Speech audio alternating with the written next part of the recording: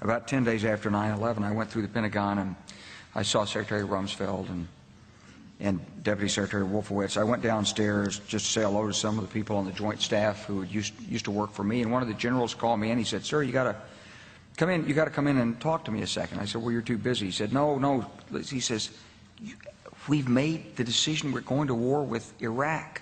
This was on or about the 20th of September. I said, "We're going to war with Iraq. Why?" He said, "I don't know."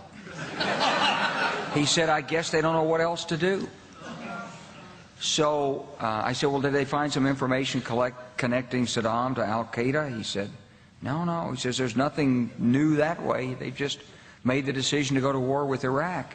He said, "I guess it's like we don't know what to do about terrorists, but we've got a good military and we can take down governments." And he said, "I guess if the only tool you have is a hammer, every problem has to look like a nail." So I came back to see him a few weeks later, and by that time we were bombing in Afghanistan. I said, "Are we still going to war with Iraq?" And he said, "Oh, it's worse than that."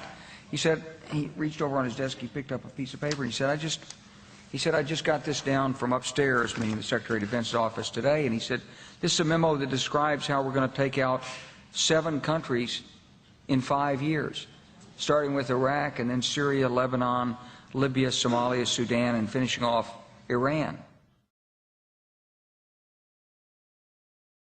The truth is about the Middle East is, had there been no oil there, it would be like Africa.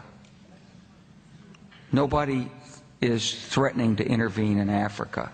The problem is the opposite. We keep asking for people to intervene and stop it. And there's no question that the presence of petroleum throughout the region has sparked great power involvement. Whether that was the specific motivation for the coup or not, I can't tell you, but there's always been this attitude that somehow we could intervene and use force in the region.